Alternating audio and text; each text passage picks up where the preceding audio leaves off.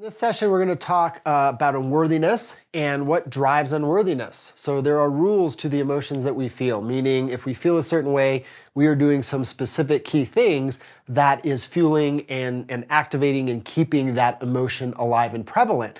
And if we understand what we're doing to create an emotion and to fuel an emotion, to keep an emotion alive and present for us, then we can stop doing those things and then redirect the mind and the body to do other things that are gonna, essentially strengthen or produce different feelings, different emotions on our behalf, which then translates to a different quality of life and different outcomes usually.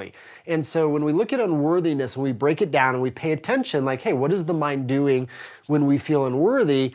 Most of the time, the mind is focused on some past events of some kind, and how we didn't perform up to our expectations. And so we're looking at these past events, and there's usually a theme of, I shouldn't have done that, right? I shouldn't have spoken to so-and-so that way, or I shouldn't have behaved in that manner, or I should have did better on that project, or I should have done better here or there.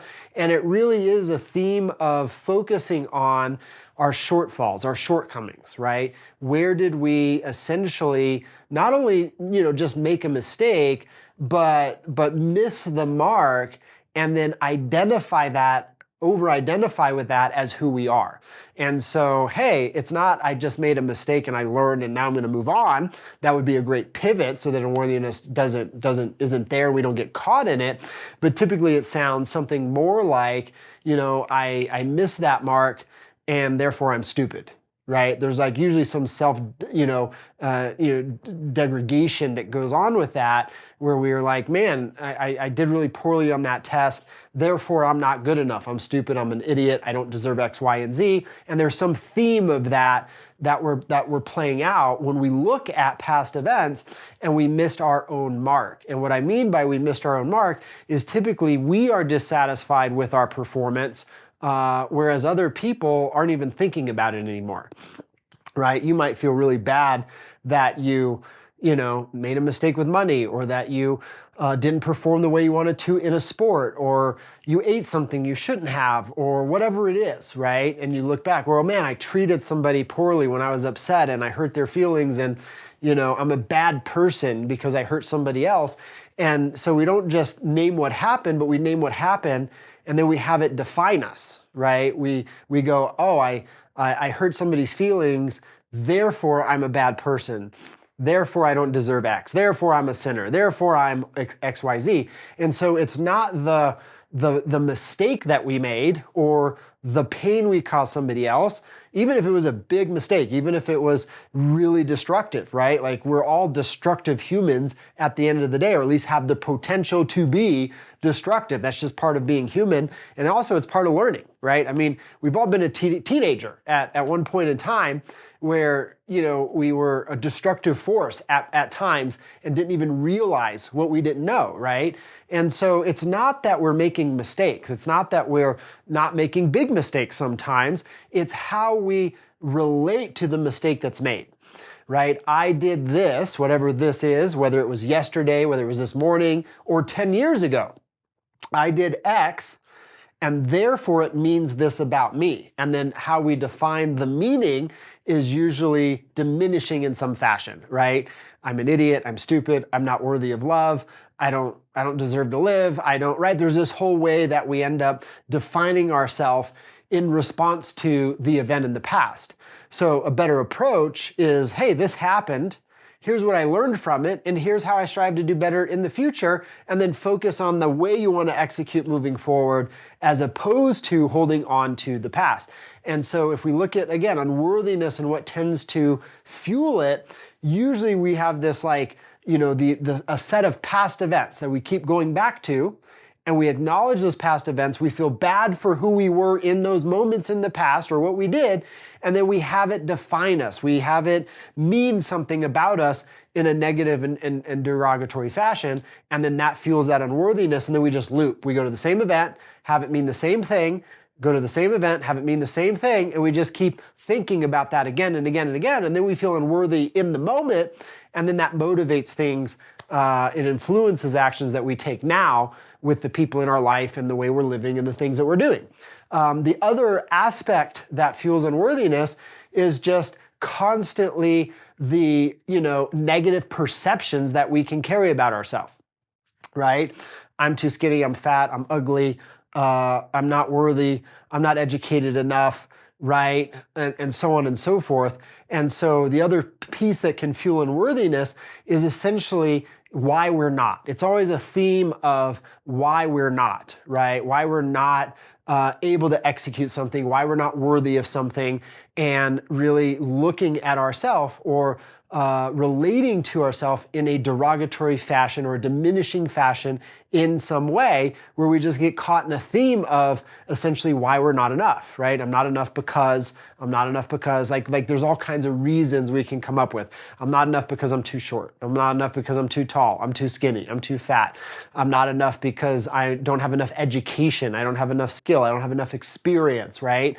I'm not enough because I did these things in the past, like we were talking about before, but it tends to be just a theme of not enough, and then we reinforce the reasons why we're not enough. And it can feel very real. It can feel very true as to, the reasons we can come up to validate unworthiness or why we don't deserve, right? But if we really are committed, we can come up with just as many reasons as to why we have value and why we deserve to have good things in our life today and aspire to great things tomorrow. It's all in how we relate to the space, because we could just as easily focus the mind, if we're willing to do it with a little bit of practice, on, hey, I deserve this because I'm a human and other humans deserve it, as well. Or something I often, encourage people to do is like, imagine you were thinking of somebody else, like a friend or a colleague or a complete stranger. Because when I ask the random person, like, hey, does this person deserve love and kindness? Does this person deserve wealth? Does this person deserve to realize their dreams? And you're thinking about just somebody that you don't know, just some random person out there in the world, or like a friend or oftentimes, a colleague of yours, you go, of course they deserve all those things. But then when I say, well, do you deserve that? It's no, I don't deserve it. And so we'll literally, look at other people as worthy across the board and go, of course they deserve things. They're human. We all make mistakes. They're striving to do better. They're doing the best we can. And we inherently accept that usually about other people. But then when we look at ourselves, we don't deserve because, right? We go into that whole theme that we just talked about. So if you catch yourself in either of those themes, looking at the past and then defining yourself through the past in a diminishing way as to why you are not worthy, why you don't deserve things, right? Or you're just relating to yourself today and you're looking at all the reasons why you don't deserve X or why you're not good enough, and you're in that theme of not good enough or the reason you don't deserve X, right? Just catch the mind and understand that that's just where we've gotten focused. We got trained to focus that way in ways we won't talk about right now. It came from our caregivers. It came from environment. It came from, social media. It came from society. It came from all kinds of places, but it's not important where it came from. What's important is to catch the mind when it's focusing in this way and give yourself permission to start redirecting it. And again, a good little trick or a good technique to leverage is imagine relating to yourself as you would relate to other people, and you'll find that it starts to be a little bridge to affirm yourself in really positive ways that are going to encourage and motivate not just growth within yourself, so a greater sense of fulfillment with you, but also will be able to leverage and ultimately influence yourself to the actions that'll produce the outcomes that you're wanting in your life. So I hope this was helpful, and we'll see you in a session soon. Welcome to our session on confidence. And so, as we've talked about in many other sessions, every emotion that we feel and experience is conditioned or strengthened or supported or activated by doing specific key things. And so if we look at people who are confident in the most productive sense, in the most beneficial sense, they're doing a few key things. And so, a lot of times people confuse the idea of confidence and arrogance. And they're actually two completely different things, right? Individuals who drive through arrogance actually feel insecure. And so individuals who drive with arrogance, the emotion that's actually preceding that behavior is is typically insecurity, right? Strong insecurity. Confidence is completely different. And this is so important because so many of us have this weird idea that we've gotten from in different ways that we shouldn't be confident and exude confidence and show confidence because that's not a good thing to do. But what we're really, wanting to not engage in is actually the arrogance, which oftentimes gets labeled as confidence, but it's not, right? And so what is confidence? Confidence is the certainty of what you know and your ability to act from that certainty, right? Knowing your capacity. And so what that means is it doesn't necessarily mean you're capable yet. And so confidence is, like as an example, if an individual is confident and they're doing something they've never done before, they have accepted the reality. So people who are confident, they accept what is. They go, oh, I don't know how to do this, and that's okay, right? So they accept reality and they understand that where it's currently at is okay, and they go, oh, I don't know how to do this, and they're able to accept that. Right? Oh, I'm able to do this really well. And they accept that they can do that really well. And so confidence really is fueled by the acceptance and acknowledgement of what is. And so if I'm doing something brand new for the very first time, I can be confident in it because I can go, oh, I'm not sure how to do this. I accept that. And so I'm going to try it. I'm going to look funny. It's going to be weird. I'm going to make mistakes. I'm not going to be very good at it, but this is how I'm going to learn. And so I'm going to confidently learn right now and go through the process of learning.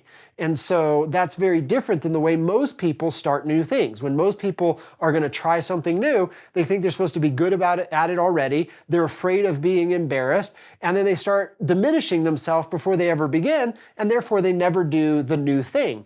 And so if we're confident in our willingness to learn, and that's how we're engaging the process, well then I can bring the certainty of my ability to the space, which is then you're going to have the byproduct of confidence. I'm certain that I'm learning. I'm certain I'm going through the process of getting better at this. And that looks like not being very good at it for now, making mistakes, figuring it out, and then getting better at it along the way. On the flip side, it can be an acceptance of what is, an acknowledgement of where we are, and we can go, man, you know what? I've practiced my trade for many years, right? I have a friend who's, a master level mechanic. And, it's like people with the highest end cars seek this guy out, to work on their like Lamborghinis and their Ferraris and, very specialty cars. And he's very confident in what he does because he's for 20 years, he's worked on these high performance cars and, enhancing them, tuning them up, so to speak. And so it's like he's confident in what he knows there. And he goes, oh, when he looks at a car, he's like, man, I'm very confident in what I'm able to do with this vehicle, right? There's a confidence in his range of what he knows, his range of ability and proficiency, right? I'm confident when it comes to training people, or I'm confident in martial arts. Other people are really confident as an artist because that's what they've studied, and they've studied, being able to create art. Some people are really confident as an accountant, right? Some people are really confident as tradespeople, right? They're a great plumber, or they're a great architect, or they're a great framer, right? Like construction. And so it's like there's nothing wrong with being confident in what you know, especially in the space of your proficiency. And so confidence is that acceptance of where I am relative to what I'm doing. And so if I'm really good at something, I can engage with a sense of confidence in what I know and execute really, really well, and instill trust from others in my ability and in my capacity. And then when we're out of our range of competency, we can be confident that we're out of our range. Right? We don't have to feel insecure. We don't have to get angry. We don't have to be embarrassed. We don't have to try to compensate. It doesn't mean that we're a terrible human. We just make that adjustment when we're in confidence and we go, oh, I'm really good at this. I'm not as proficient at these other things. And so I'm going to be confident in my willingness to learn here. I'm going to kind of flip that switch and understand, accept where I am, and, go into a learning mode there. And so if we look at what fuels confidence, it's affirming our capacity, right? People who are confident are consistently affirming their capacity with accuracy. And so again, that doesn't mean that we're capable, right? Highly capable at all things. That's unrealistic. But again, we're affirming our capacity inside of realism. And so that could look like, hey, I'm learning here. I'm confident that I'm going to go through this learning process here and that I'm willing to learn, that I'm able to learn. And you know what? That's what I'm going to be up to in this moment. Or I'm really confident that I can do this job and do it really well and do it better than most people because I've spent time developing a high level of capacity and competency within this space of my proficiency. And we can engage with confidence in places where we are extremely capable. And then if we veer outside of our range of capacity, we can be confident that we veered outside and go, man, I'm going to do my best here, but it's probably not going to work out perfectly. I'm probably going to make some mistakes. And my job here is to learn through that and become more capable. And so confidence is not a byproduct of being good at everything, which is the mistake people make. And it's not even the byproduct of having to be good at something when you engage. You can engage with confidence no matter where you are on the spectrum. I'm a beginner just starting something out to I'm an expert, I've mastered something, and you can execute with confidence along the entire spectrum. The key is focusing on what is your capacity, what is your ability, and owning that fully with a sense of authenticity. If you do that, confidence will be there, and most important, you will be in action toward the things you want to create, the life you want to create, who you want to become, and people around you will learn to trust and rely on you for the things that you're up to in your life, because they know that you'll let them know when you're confident and they can rely on you for that high level of expertise related to your confidence. And they also can trust you to let them know when you're out of your area of competency and be confident that you're out of that area of competency and be okay saying that you're learning in this space or you don't know the answers and therefore you need to learn. And it will foster much better relationships. And so humility tends to go with confidence. And as we said earlier, insecurity tends to go with arrogance. And so keep that in mind as you continue, and we'll look forward to seeing you in a future session.